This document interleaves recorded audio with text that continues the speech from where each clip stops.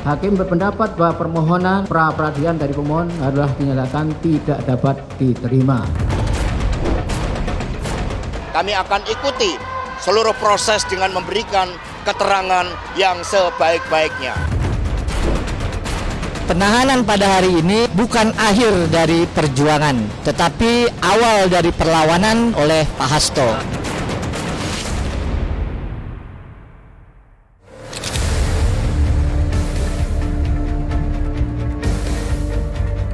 Hasto Kristianto tak ingin menyerah, membuktikan bila dirinya tak bersalah.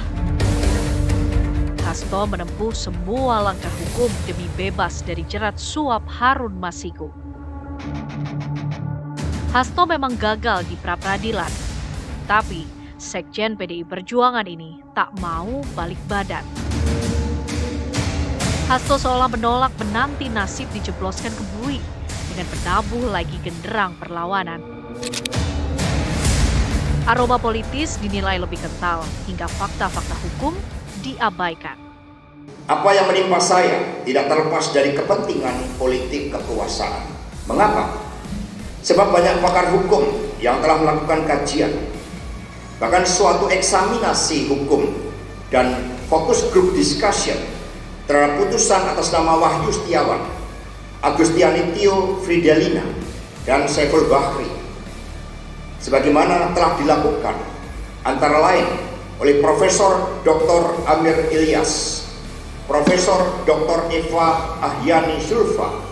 Pak Hasto kan sekjen partai politik besar dan banyak orang mengambil manfaat gitu kan, pihak-pihak lain yang mengambil manfaat gitu. Jadi saya kira kalau ini ada dugaan tuduhan politik ya wajar-wajar aja.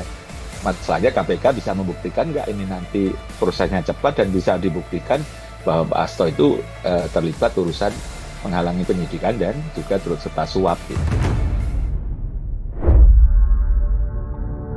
Hasto juga mengendus adanya intimidasi dari Komisi Pemberantasan Korupsi agar saksi menyebutkan namanya dalam daftar suap Masiku. Pengakuan ini pun diabaikan meski saksi bersumpah di pengadilan. Ada fakta persidangan yang sangat menarik yang menyentuh aspek kemanusiaan dan nurani kita, yakni adanya intimidasi yang dilakukan oleh saudara Rosa Purbabekti terhadap saudari Tio. Demi ambisi menangkap saya, saudari Tio diintimidasi dan dibujuk dengan gratifikasi hukum sebesar 2 miliar rupiah. Syaratnya, saudari Tio harus menyebutkan keterlibatan saya. Apa yang disampaikan oleh saudari Tio tersebut dilakukan di bawah sumpah.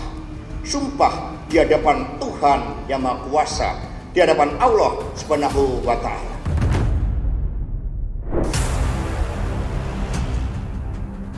Perlawanan demi menggugurkan status tersangka telah ditempuh Hasto melalui upaya hukum pra-peradilan ke Pengadilan Negeri Jakarta Selatan. Tapi, langkah pertama itu rupanya belum membuahkan hasil. Gugatan Hasto agar terbebas dari status tersangka kandas. Di ujung persidangan, 13 Februari lalu, Hakim Tunggal Juyamto memutuskan tidak menerima permohonan pra-peradilan Hasto. Menimbang bahwa berdasarkan berbagai pertimbangan hukum sebagaimana di atas, Hakim berpendapat bahwa oleh karena eksepsi pada A2 dikabulkan, maka terhadap eksepsi termohon yang lain dan selebihnya tidak perlu dipertimbangkan dan diberi penilaian hukum. Menimbang oleh karena eksepsi termohon dikabulkan, maka terhadap pokok perkara ini tidak perlu dipertimbangkan dan diberi penilaian hukum lagi. Sehingga dengan demikian, Hakim berpendapat bahwa permohonan pra-peradilan dari pemohon adalah dinyatakan tidak dapat diterima.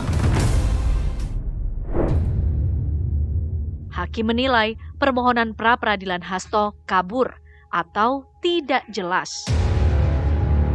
Hasto semestinya tidak menggabungkan dua perkara yang menjeratnya, yakni suap dan perintangan penyidikan dalam satu permohonan pra-peradilan. Menimbang bahwa oleh karena alasan tersebut, Hakim berpendapat permohonan pemohon seharusnya diajukan dalam dua permohonan pra-peradilan, bukan dalam satu permohonan. Menimbang bahwa dengan demikian permohonan pemohon yang menggabungkan tentang sah tidaknya dua surat perintah penyidikan atau sah tidaknya penetapan tersangka dalam satu permohonan haruslah dinyatakan tidak memenuhi syarat formil permohonan pra-peradilan. Maka terhadap eksepsi termohon A2 tersebut beralasan hukum dan patut dikabulkan. Atas putusan serta alasan hakim itu, kuasa hukum Hasto sontak bereaksi. Magdir Ismail menanyakan alasan hakim yang mempermasalahkan penggabungan dua perkara dalam gugatan pra-peradilan. Alasan ini dinilai tak mendasar. Pertanyaan pokok sebenarnya yang harus kita ajukan kepada hakim tunggal ini, apakah di dalam proses pra-peradilan itu ada larangan yang secara hukum bisa melarang orang menguji dua penetapan tersangka dalam satu permohonan? Enggak ada apapun itu. Kalau dalam praktek hukum pidana normal, kita kenal secara teoritis apa yang kita sebut dengan penggabungan perkara. Ada kumulasi subjektif, ada kumulasi objektif. Artinya apa? Seharusnya permohonan ini kalau misalnya memang mau dinyatakan tidak dapat diterima karena alat buktinya katakanlah tidak cukup, saya kira mestinya itu yang dijadikan dasar. Perlawanan Hasto berlanjut dengan mengajukan kembali pra-peradilan ke Pengadilan Negeri Jakarta Selatan. Kali ini, mereka mengajukan dua permohonan pra-peradilan, yaitu kasus suap dan kasus perintangan penyidikan.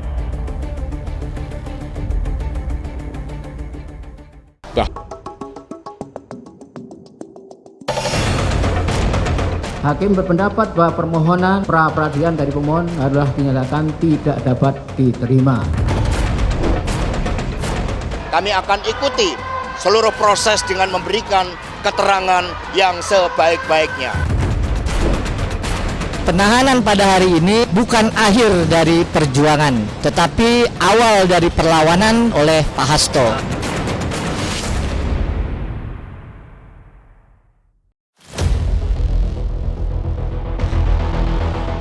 Berondongan amunisi hukum Hasto Kristianto sepertinya tidak mencuatkan nyali Komisi Pemberantasan Korupsi. Keyakinan KPK semakin terpupuk seiring kandasnya perlawanan hukum Hasto di pra-peradilan.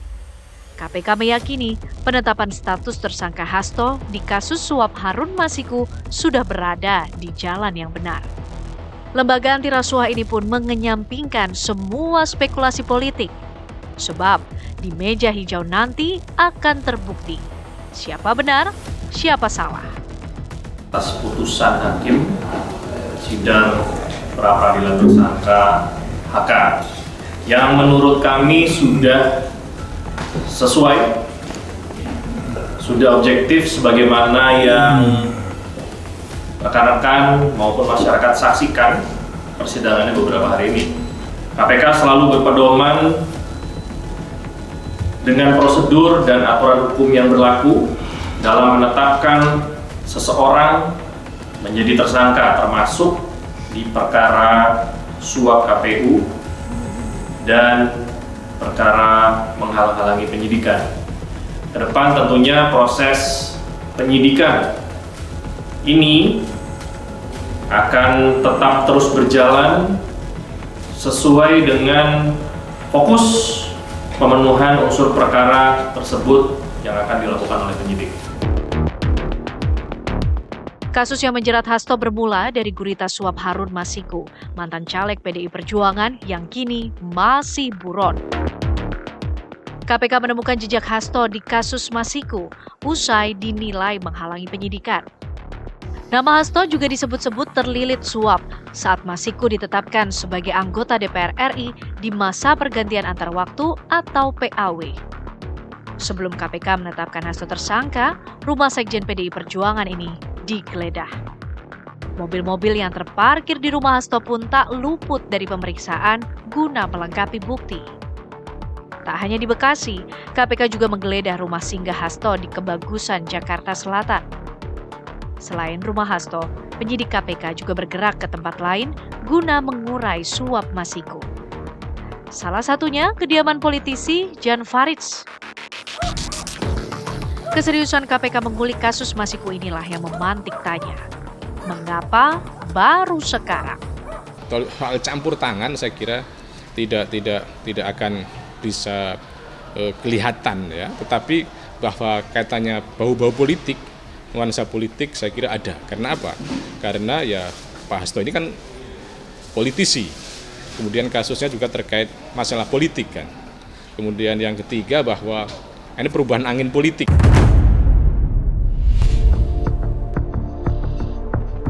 Di era Ketua KPK Setio Budianto, nama Hasto seolah masuk daftar pasien pertama, pembesar partai pemenang pemilu yang harus melapor ke Gedung Merah Putih.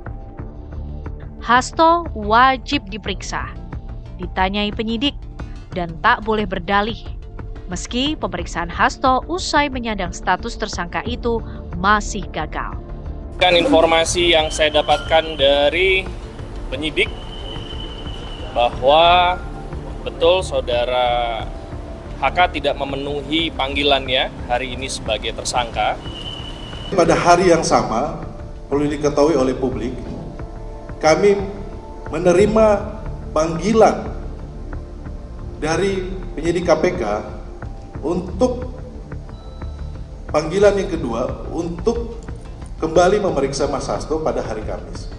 Oleh sebab itu, ini perlu diketahui oleh publik, kami sangat menyayangkan di mana hari Senin kemarin, tanggal 17, Pengadilan Negeri Jakarta Selatan sudah mengumumkan bahwa akan dilaksanakan pra-peradilan tanggal 3 Maret, tetapi di hari yang sama penyidik KPK mengirimkan panggilan.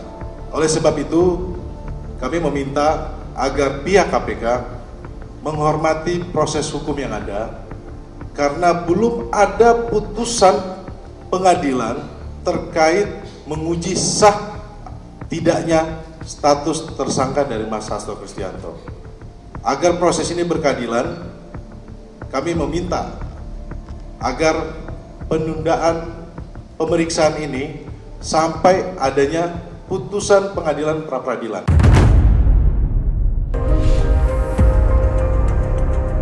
Tak mau mengulangi kegagalan seperti pra-peradilan pertama, Hasto mengajukan 2 permohonan pra-peradilan sekaligus ke Pengadilan Negeri Jakarta Selatan. Kami berupaya untuk mencapai keadilan yang lebih real. Kita berharap ada pengujian-pengujian terhadap berbagai persoalan-persoalan yang kami anggap misprosedural terkait dengan penetapan tersangka Pak Hasto Kristianto.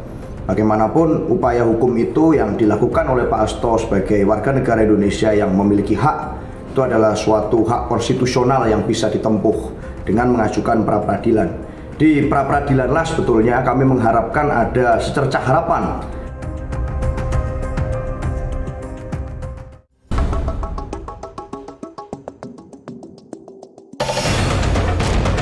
Hakim berpendapat bahwa permohonan pra-peradilan dari pemohon adalah dinyatakan tidak dapat diterima.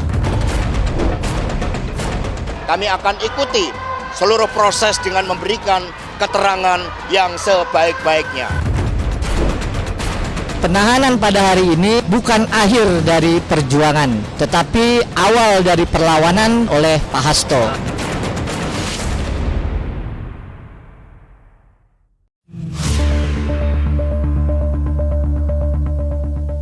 Dua gugatan pra-peradilan Hasto Kristianto diakui menjadi asa baru menutup langkah KPK memeja hijaukan perkaranya.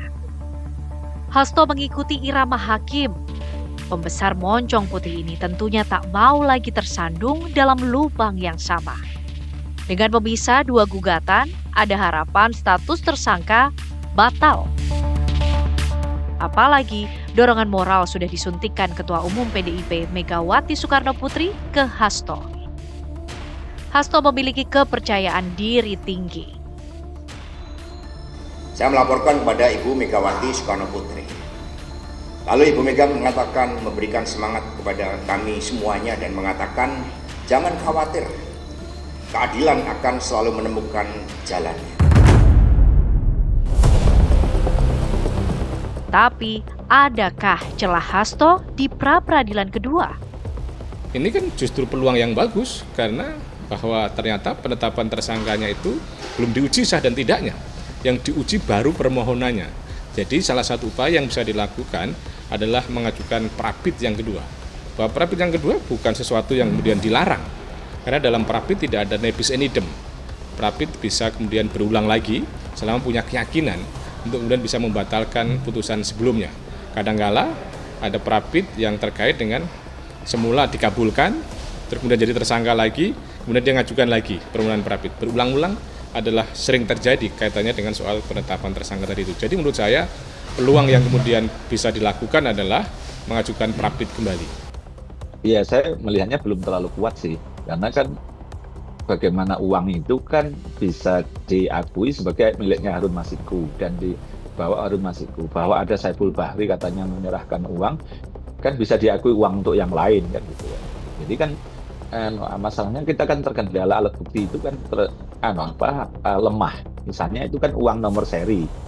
Nah, itu kan kalau dikejar di sana kan susah. Jadi, apakah uang yang diterima Wahyu Setiawan melalui Tio itu adalah nomor serinya sama dengan yang dibawa oleh Saiful Bahri atau yang dibawa oleh Harun Masiku, kan gitu kan?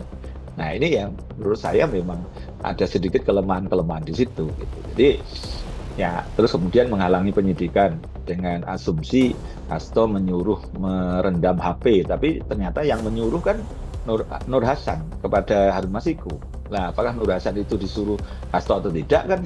Nah, ini belum ada bukti kalau saya melihatnya gitu.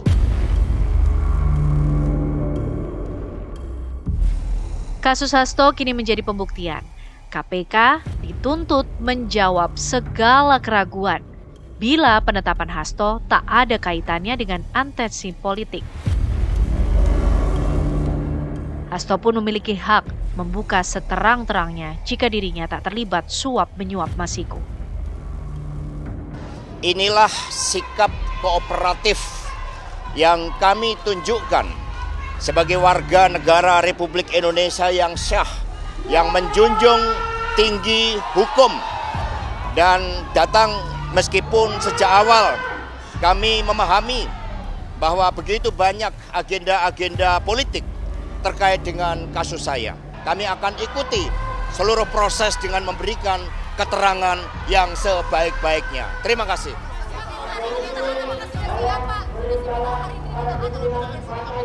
Ya udah siap lahir batin.